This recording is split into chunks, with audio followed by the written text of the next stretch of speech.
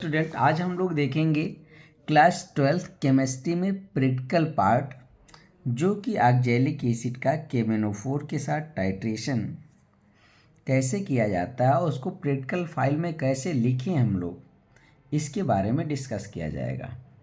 तो देखिए, सबसे पहले आप यहाँ पर एम लिखेंगे और आप देखेंगे to prepare M/40 solution of oxalic acid with the help of this solution find out molarity and strength of given KMnO4 solution। हम लोगों के यहाँ पर क्या बनाना है, M/40 solution of oxalic acid आपको प्रिपेयर करना है और इसकी हेल्प से KMnO4 का कंसंट्रेशन मतलब मोलरिटी एंड स्ट्रेंथ पता करना है। तो इसके लिए क्या रिक्वायरमेंट होगा उसको पहले देखते हैं। ऑपरेटर्स एंड केमिकल रिक्वायर्ड, आपके पास यहाँ पर मिलेगा solid oxalic acid, measuring flask, conical flask, pipette, funnel है, बेइंग ट्यूब है, chemical balance, burette, pipette, KMnO4 solution, dilute H2SO4, इन सब की रिक्वायरमेंट होगी। ठीक, अब उसके बाद हम लोग थ्योरी पार्ट पर आते हैं। इसमें पोटेशियम परमैंगनेट जो है एक ऑक्सीडाइजिंग एजेंट का काम करेगा। ये ऑक्सीडाइज करेगा ऑक्जेलिक एसिड को CO2 और वाटर में in acidic medium 60 to 70 degree Celsius पर इसे हीट करने की ज़रूरत होती है and is itself reduce to colourless ion. तो ये जहाँ पर आप थ्योरी लिखेंगे उसके लेफ्ट साइड में एक प्लेन पेज होगा, आपको केमिकल रिएक्शन लिखना है। ठीक है, तो जैसे थ्योरी आपके पास है, बस यहाँ पर आप लेफ्ट साइड में आप लिखेंगे केमिकल रिएक्शन। अब देखिए, पहले सबसे मॉलिक्यूलर रिएक्शन लिखा गया है।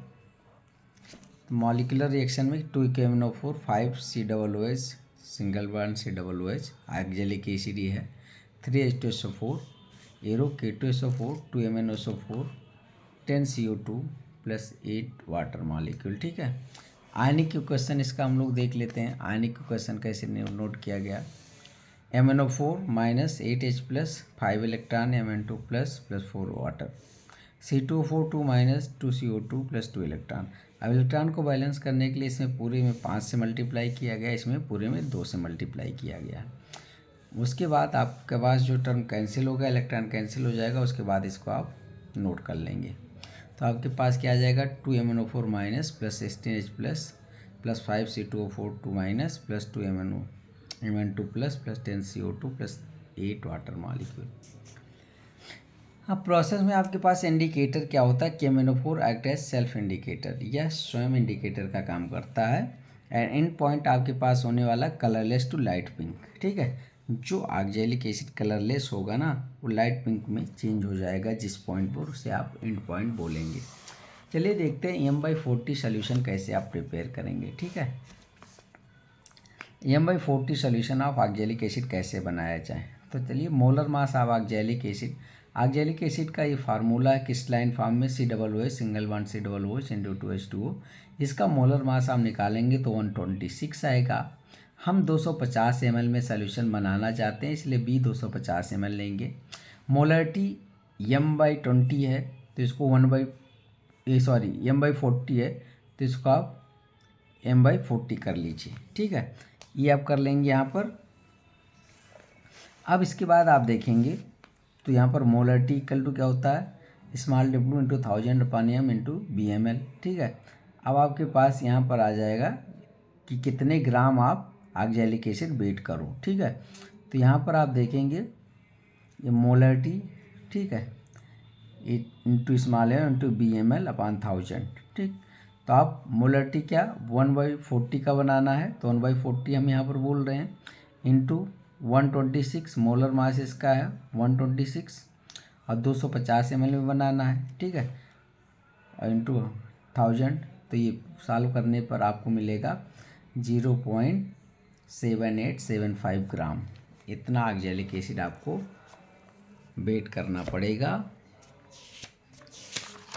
तो ये सोल्यूशन आप जब बना लेंगे, तो सोल्यूशन कैसे बनाया जाएगा हम लोग इसके पहले वीडियो में डिस्कस कर चुके हैं। ठीक है, तो उसके बाद आपके पास देखेंगे प्रोसीजर वाली लाइन क्या होने वाली है, कितना प्रैक्टिकल में आप लिखेंगे वो मैं यहाँ पर बता रहा हूँ। तो procedure point number 1, K M N O four solution is taken in the burette. K M N O four लोगे ब्यूरेट में। Note initial reading of burette. Burette की इनिशियल रीडिंग नोट कर लीजिए। Pipette out 25 ml of oxalic acid to the conical flask and add 25 ml of dilute H2SO4। आप उसमें 25 ml pipette से आप निकाल लीजिए मेजरिंग फ्लास्क से, उसको कॉनिकल फ्लास्क में डाल दीजिए और उसमें आपके पास 25 ml डाइल्यूट H2SO4 ऐड कर दीजिए स्टिंग मीडियम प्रोवाइड करने के लिए। Content to be heated. उसके बाद आप कॉनिकल फ्लास्क को 60 से 70 डिग्री सेल्सियस पर हीट करो। ये कैसे चेक करोगे? To check the temperature, touch the conical flask on the back of your hand. Touch becomes unbearable, start the titration. उसको हीट करिए, अपने बैक हैंड से उसे चेक करना है, ठीक है। और जब वो असहनीय हो जाए तब आप टाइटेशन स्टार्ट करें। Note final reading of burette. Titration के बाद फाइनल रीडिंग नोट कर लो। Repeat the titration till 3 concordant reading जब तक ना आ जाए तब तक आप 3 बार इसे रिपीट करना, मतलब 3 रीडिंग आपको लेनी है, तो रीडिंग सेम होनी चाहिए। जहाँ पर प्रोसीजर आप लिखते हैं उसके लेफ़्ट साइड पर आप एक ऑब्जर्वेशन टेबल बनाना होगा आपको। तो चलिए देखिए कैसे हम लोग बनाए हुए हैं। आप देखिए यहाँ पर ऑब्जर्वेशन टेबल, यहाँ पर ब्यूरेट रीडिंग है, तो volume of K M N O four used in ml में है। ये इनिशियल रीडिंग है, ये फाइनल रीडिंग है। इनिशियल रीडिंग ब्यूरेट की आप 0 कर लिया करें। फाइनल रीडिंग जो भी आएगी वो लिख सकते हैं। देखिए यहाँ पर 12.9, 12.8, 12.8 2 बार रीडिंग सेम आ रही है। ये रीडिंग और ये रीडिंग सेम ही रहेगी, ठीक है, दोनों कॉलम में सेम रीडिंग रहेगी। तो 12.8 रीडिंग सेम आ रही है, इसे हम कॉन्कॉर्डेंट रीडिंग बोलेंगे। कॉन्कॉर्डेंट रीडिंग इसी हो जाएगा 12.8 ml। फार्मूला में चलिए कैलकुलेशन हम लोग यूज कर लेते हैं। फार्मूला कौन सा यूज करेंगे? N1 M1 B1 एक केमेनोफोर का है, N2 M2 B2 oxalic acid का है। N1 = 5 फॉर केमेनोफोर, ये N फैक्टर आएगा, 5 होता है। ऐसे N2 = 2 for oxalic acid, N factor इसका 2 होता है, ठीक है। अब आप देखेंगे यहाँ पर B1 कितना ब्यूरेट में कितना वॉल्यूम लगा आपको टाइट्रेशन करते समय, 12.8 ml। तो ये आप 12.8 ml लिखेंगे। मोलरिटी आपको पता करना है, केमेनोफोर का क्वेश्चन मार्क है। ऐसे यहाँ पर M2 1/40 ये सोल्यूशन आप बनाए थे, और B2 कितना ml 25 ml लिया था पिपेट से, तो इसे 25 ml लिखोगे।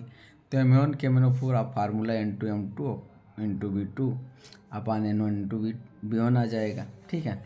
सब डाटा आप यहाँ पर रख देंगे तो आपके पास मोलरिटी पता चल जाएगा 0.0195 मोलर, ठीक है।